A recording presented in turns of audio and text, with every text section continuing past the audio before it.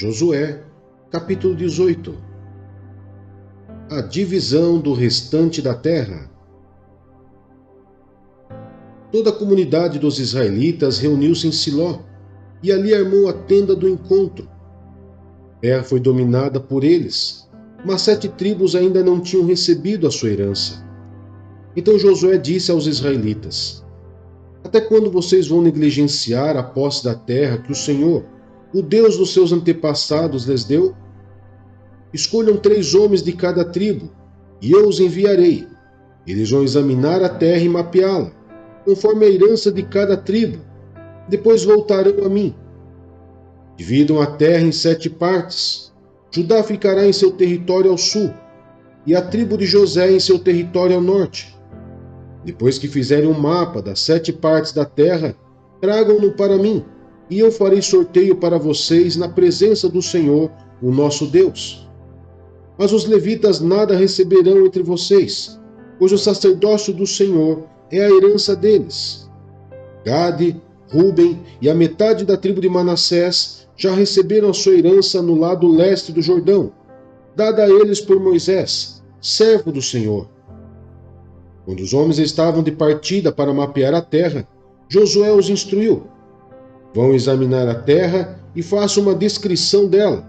Depois voltem, e eu farei um sorteio para vocês aqui em Siló, na presença do Senhor.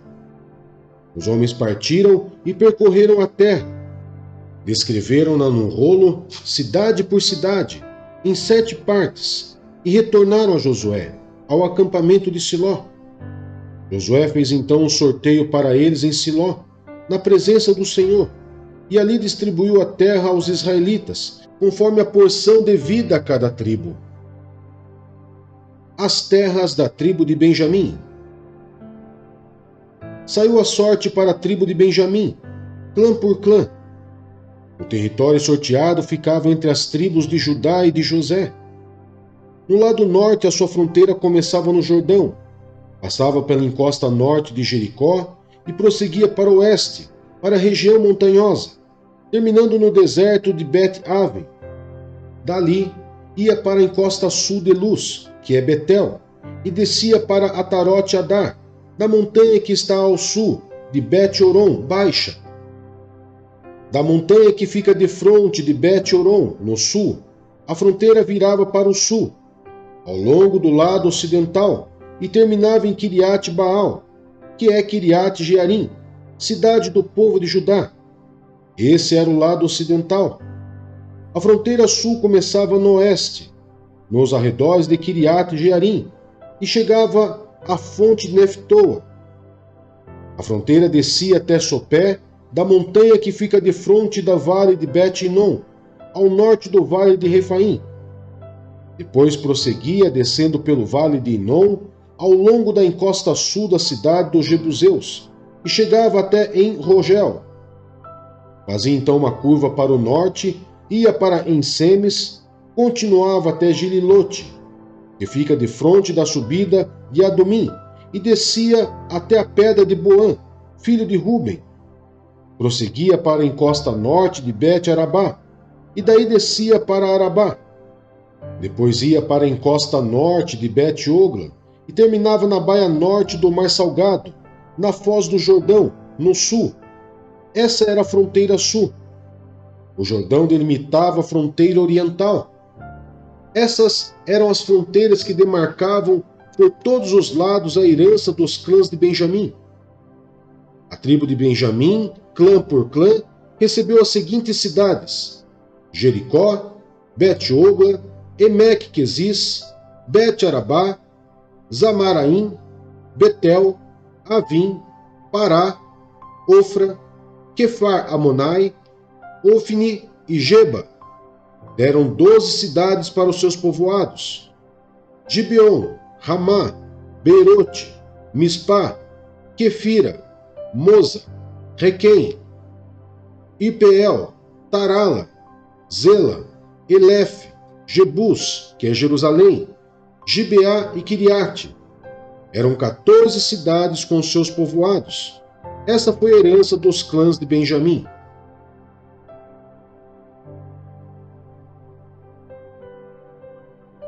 Salmos 150. Aleluia!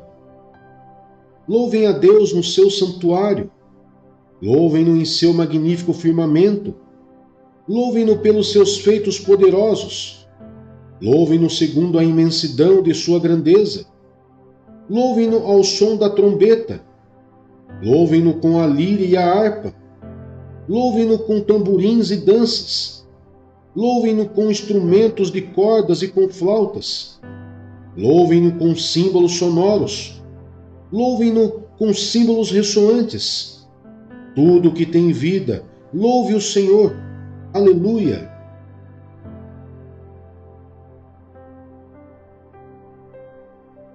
Jeremias, capítulo 11. A aliança é quebrada. Esta é a palavra que veio a Jeremias da parte do Senhor. Ouça os termos desta aliança e repita-os ao povo de Judá e aos habitantes de Jerusalém. Diga-lhes que assim diz o Senhor, o Deus de Israel: maldito é aquele que não obedecer aos termos desta aliança, os quais ordenei aos antepassados de vocês, quando eu os tirei do Egito, da fornalha de fundir ferro. Eu disse: obedeçam-me e façam tudo o que lhes ordeno, e vocês serão o meu povo, e eu serei o seu Deus. Então cumprirei a promessa que fiz sob juramento aos antepassados de vocês, de dar-lhes uma terra onde há leite e mel com fartura, a terra que vocês hoje possuem. Então respondi: Amém, Senhor. O Senhor me disse: proclame todas essas palavras nas cidades de Judá e nas ruas de Jerusalém. Ouçam os termos desta aliança e cumpram-nos.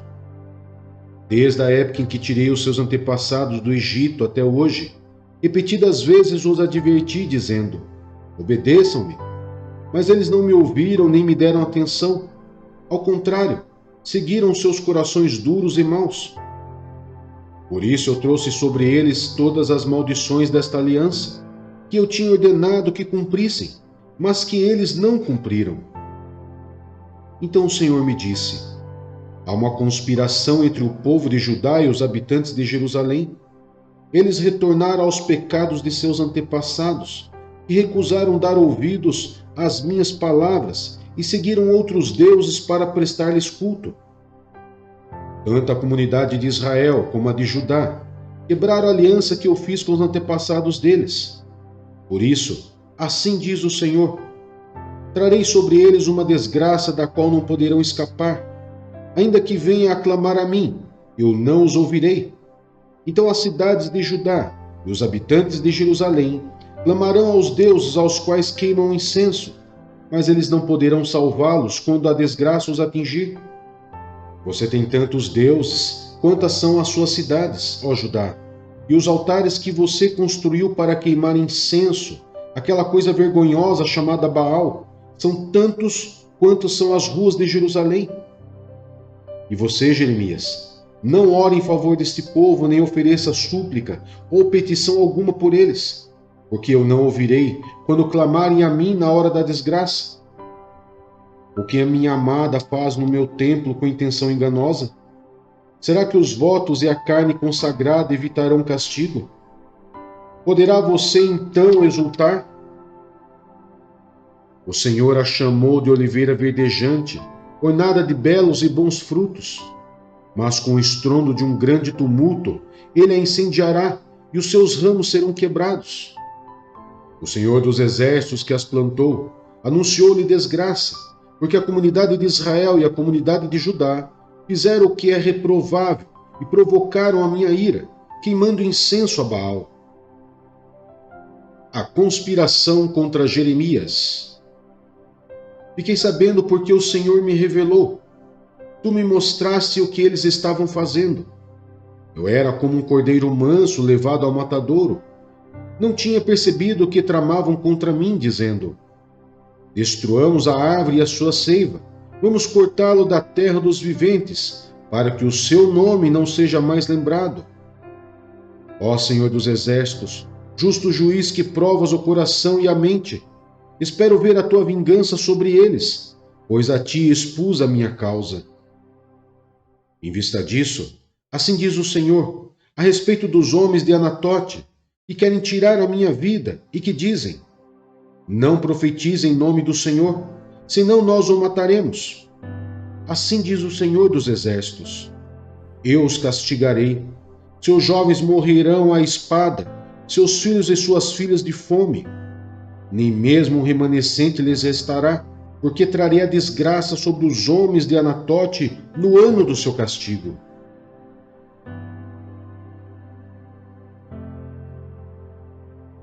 Mateus, capítulo 26.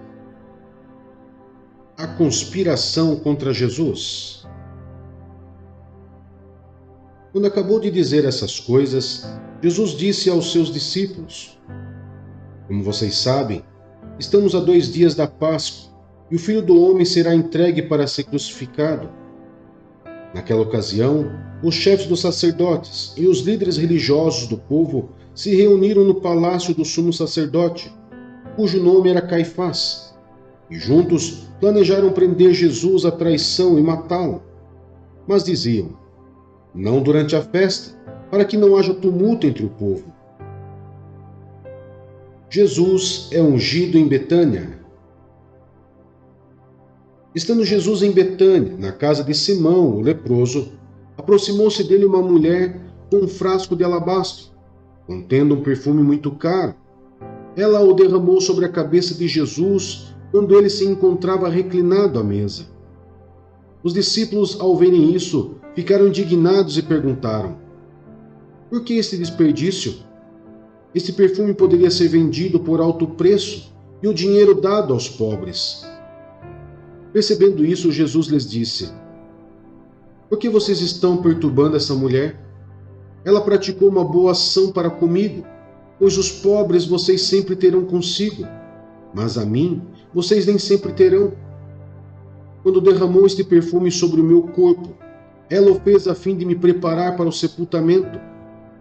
Eu lhes asseguro que em qualquer lugar do mundo inteiro onde este evangelho for anunciado, também o que ela fez será contado em sua memória. A conspiração. Então, um dos 12, chamado Judas Iscariotes, dirigiu-se aos chefes dos sacerdotes e lhes perguntou: o que me darão se eu entregar a vocês? E lhe fixaram o preço, 30 moedas de prata. Desse momento em diante, Judas passou a procurar uma oportunidade para entregá-lo. A ceia do Senhor. No primeiro dia da festa dos pães sem fermento, os discípulos dirigiram-se a Jesus e lhe perguntaram: onde queres que preparemos a refeição da Páscoa? Ele respondeu, dizendo que entrassem na cidade, procurassem um certo homem e lhe dissessem: o mestre diz, o meu tempo está próximo. Vou celebrar a Páscoa com meus discípulos em sua casa.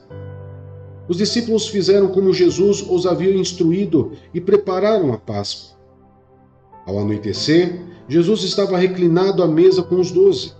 Enquanto estavam comendo, ele disse: digo-lhes que certamente um de vocês me trairá. Eles ficaram muito tristes e começaram a dizer-lhes, um após o outro: com certeza não sou eu, Senhor. Afirmou Jesus: aquele que comeu comigo do mesmo prato há de me trair. O Filho do Homem vai, como está escrito a seu respeito, mas ai daquele que trai o Filho do Homem, melhor lhe seria não haver nascido. Então Judas, que haveria de traí-lo, disse: com certeza não sou eu, mestre. Jesus afirmou: sim, é você. Enquanto comiam, Jesus tomou o pão, deu graças, partiu-o e deu aos seus discípulos, dizendo: tomem e comam, isto é o meu corpo. Em seguida tomou o cálice, deu graças e ofereceu aos discípulos, dizendo: bebam dele todos vocês, esse é o meu sangue da aliança, que é derramado em favor de muitos, para perdão de pecados. Eu lhes digo que, de agora em diante, não beberei deste fruto da videira, até aquele dia em que beberei o vinho novo com vocês no reino de meu Pai. Depois de terem cantado um hino, saíram para o Monte das Oliveiras. Jesus prediz que Pedro o negará. Então Jesus lhes disse: Ainda esta noite todos vocês me abandonarão, pois está escrito: ferirei o pastor, e as ovelhas do rebanho serão dispersas. Mas depois de ressuscitar, irei adiante de vocês para a Galileia. Pedro respondeu: Ainda que todos te abandonem, eu nunca te abandonarei. Respondeu Jesus: Asseguro-lhe que ainda esta noite, antes que o galo cante, 3 vezes você me negará. Mas Pedro declarou: Mesmo que seja preciso que eu morra contigo, nunca te negarei. E todos os outros discípulos disseram o mesmo. Jesus no Getsêmani. Então Jesus foi com seus discípulos para um lugar chamado Getsêmani e lhes disse: Sentem-se aqui enquanto vou ali orar. Levando consigo Pedro e os 2 filhos de Zebedeu, começou a entristecer-se e a angustiar-se. Disse-lhes então: A minha alma está profundamente triste, numa tristeza mortal.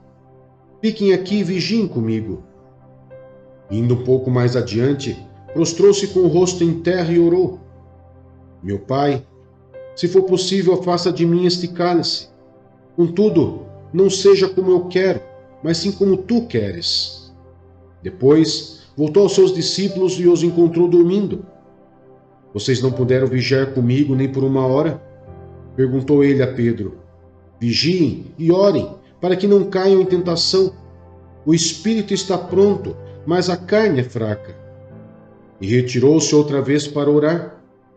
Meu Pai, se não for possível afastar de mim este cálice, sem que eu o beba, faça-se a tua vontade.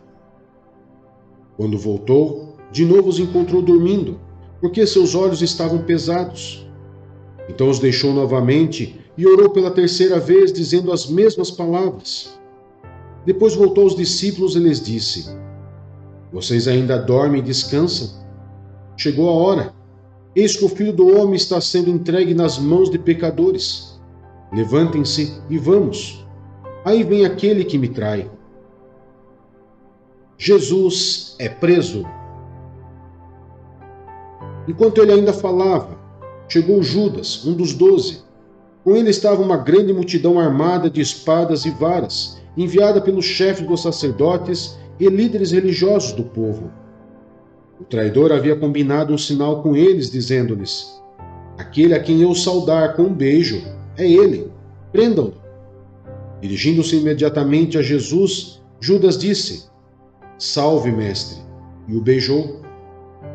Jesus perguntou: Amigo, o que o traz? Então os homens se aproximaram, agarraram Jesus e o prenderam. Um dos que estavam com Jesus, estendendo a mão, puxou a espada e feriu o servo do sumo sacerdote, decepando-lhe a orelha. Disse-lhe Jesus: Guarde a espada, pois todos os que empunham a espada, pela espada morrerão. Você acha que eu não posso pedir ao meu Pai, e ele não colocaria imediatamente à minha disposição mais de 12 legiões de anjos? Como então se cumpririam as Escrituras que dizem que as coisas deveriam acontecer desta forma? Naquela hora Jesus disse à multidão: Estou eu chefiando alguma rebelião para que vocês venham prender-me com espadas e varas? Todos os dias eu estive ensinando no templo e vocês não me prenderam. Mas tudo isso aconteceu para que se cumprissem as Escrituras dos profetas. Então todos os discípulos o abandonaram e fugiram. Jesus diante do Sinédrio. Os que prenderam Jesus o levaram a Caifás, o sumo sacerdote, em cuja casa se havia reunido os mestres da lei e os líderes religiosos. E Pedro o seguiu de longe até o pátio do sumo sacerdote. Entrou e sentou-se com os guardas para ver o que aconteceria. Os chefes dos sacerdotes e todo o sinédrio estavam procurando um depoimento falso contra Jesus, para que pudessem condená-lo à morte. Mas nada encontraram, embora se apresentassem muitas falsas testemunhas. Finalmente, se apresentaram 2 que declararam: Este homem disse: Sou capaz de destruir o santuário de Deus e reconstruí-lo em 3 dias. Então o sumo sacerdote levantou-se e disse a Jesus: Você não vai responder à acusação que esses lhe fazem? Mas Jesus permaneceu em silêncio. O sumo sacerdote lhe disse: Exijo que você jure pelo Deus vivo. Se você é o Cristo, o Filho de Deus, diga-nos. Tu mesmo disseste, respondeu Jesus. Mas eu digo a todos vós: chegará o dia em que vereis o Filho do Homem assentado à direita do Poderoso e vindo sobre as nuvens do céu. Foi quando um sumo sacerdote rasgou as próprias vestes e disse: Blasfemou, porque precisamos de mais testemunhas. Vocês acabaram de ouvir a blasfêmia. O que acham? É réu de morte, responderam eles. Então alguns lhe cuspiram no rosto e lhe deram murros. Outros lhe davam tapas e diziam: Profetize-nos, Cristo. Quem foi que lhe bateu? Pedro nega Jesus. Pedro estava sentado no pátio e uma criada, aproximando-se dele, disse: Você também estava com Jesus, o Galileu. Mas ele o negou diante de todos, dizendo: Não sei do que você está falando. Depois saiu em direção à porta, onde outra criada ouviu e disse aos que estavam ali: Este homem estava com Jesus, o Nazareno. E ele, jurando, o negou outra vez: Não conheço esse homem. Pouco tempo depois, os que estavam por ali chegaram a Pedro e disseram: Certamente você é um deles. O seu modo de falar o denuncia. Aí ele começou a lançar maldições e a jurar: Não conheço esse homem. Imediatamente, um galo cantou. Então Pedro se lembrou das palavras que Jesus tinha dito: Antes que o galo cante, você me negará 3 vezes. E saindo dali, chorou amargamente.